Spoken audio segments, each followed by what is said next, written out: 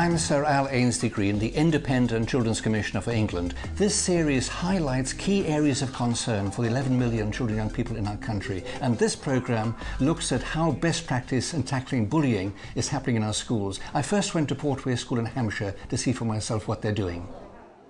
At Portway, head teacher James Levitt feels bullying is a thing of the past. And I asked him what had produced such a startling change. I think it's a byproduct of the huge amount of work that we have done based around the rights respecting curriculum, which we first came in contact with in a visit to Canada about 4 years ago.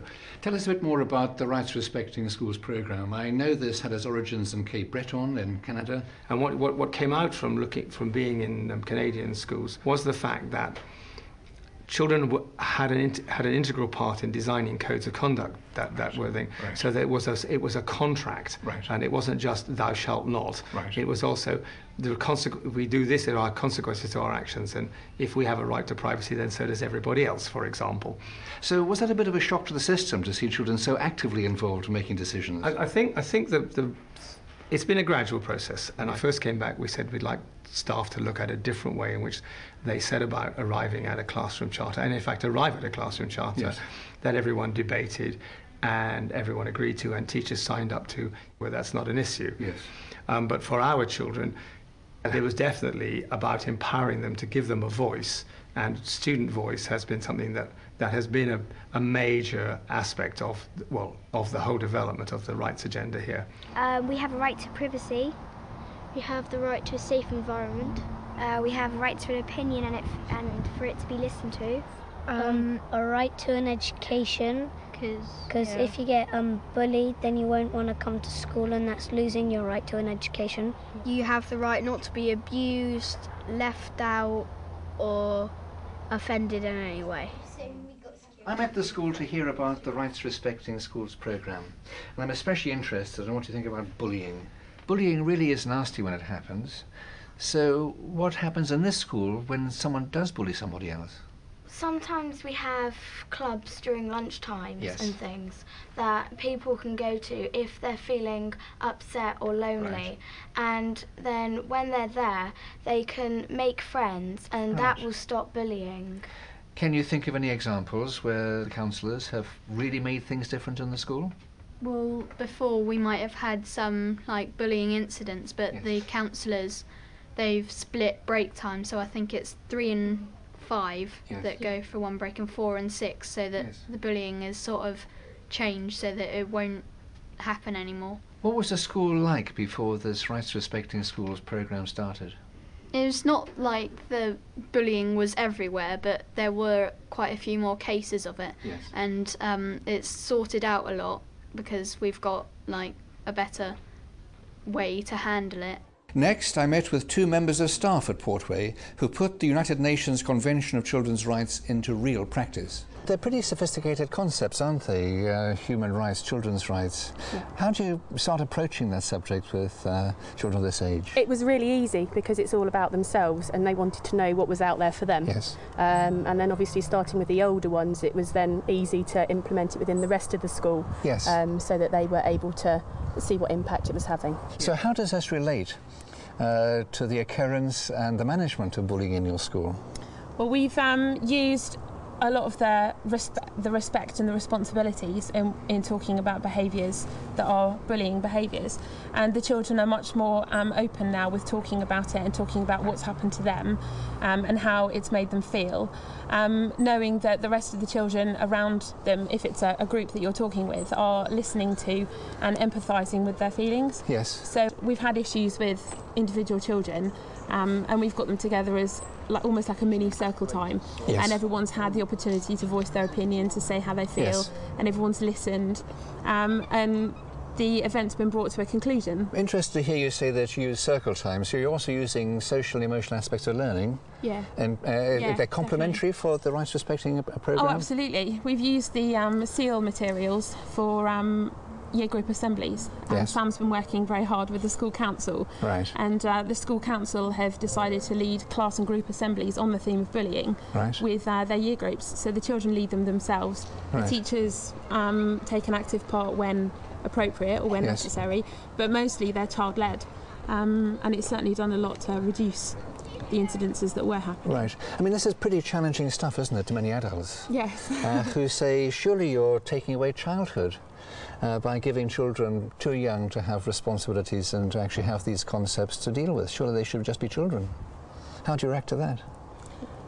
I disagree with that. Well, because it's that for their well-being at the end of the day. Therefore, they need to know how to make an active role in society. And if you don't teach those skills at this age, then they won't make an active citizen in later life. Those anti-bullying skills are put into practice at the adjacent Portway Infant School by junior school ambassadors.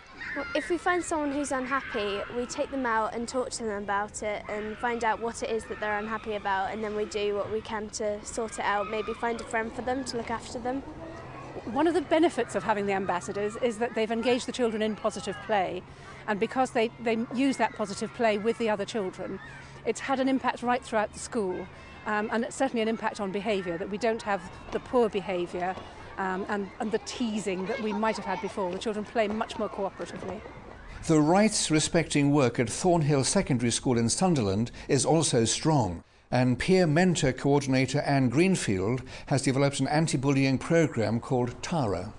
TARA stands for Thornhill Against Racism and Harassment, and TARA began in about 1998 when a pupil in school reported to a member of staff that they didn't feel safe in the schoolyard. They were having problems in the schoolyard.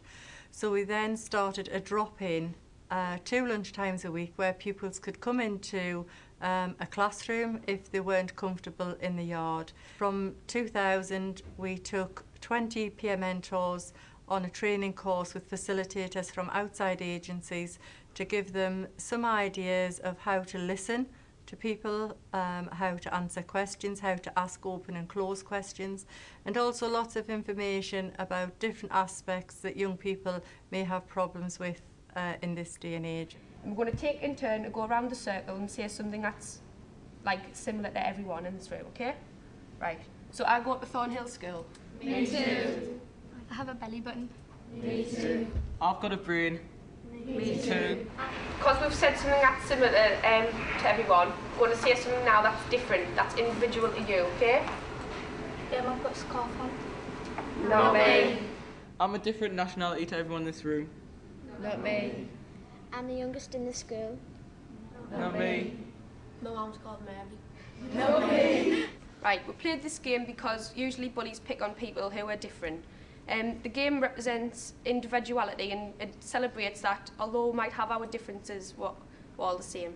Peer mentors decided that they would be identifiable around school by braid on their blazer sleeves, so they could be approached at any time without anybody identifying that they were speaking to someone because they had a problem. This question, where does bullying happen in Thornhill, shows that it can happen anywhere. So we're going to move on to the next question. What is bullying? When someone hurts someone else. Yeah. When someone calls someone another name, like a name. Yeah. When a student picks on a weaker student. Peer mentors are given a broad training on issues that might affect young people today and affect their learning in school. Some of the issues include questioning and listening skills, racism, asylum seekers, young people's health awareness, drug abuse, domestic violence, contraception and unwanted pregnancies. You feel better talking to a peer mentor about bullying. So if you disagree, go to that side, and if you agree, go to that side.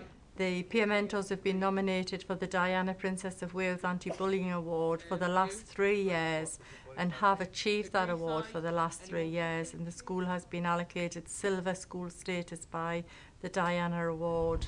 I'm Jessica. I'm Nahia. I'm in year 11. And I'm in year 8. When I was in year 10 and he was in year 7, she was having a bit of trouble, so I was assigned as her buddy to help her through it. Basically, I was getting bullied during school time and when I was walking home, and the bullying was done by people from my own school. It was devastating. I mean, I was going home and I was in tears. And I was just distraught.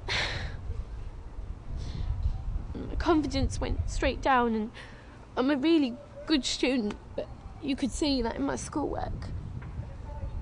You know, everything went down. You know, I was just all over the place.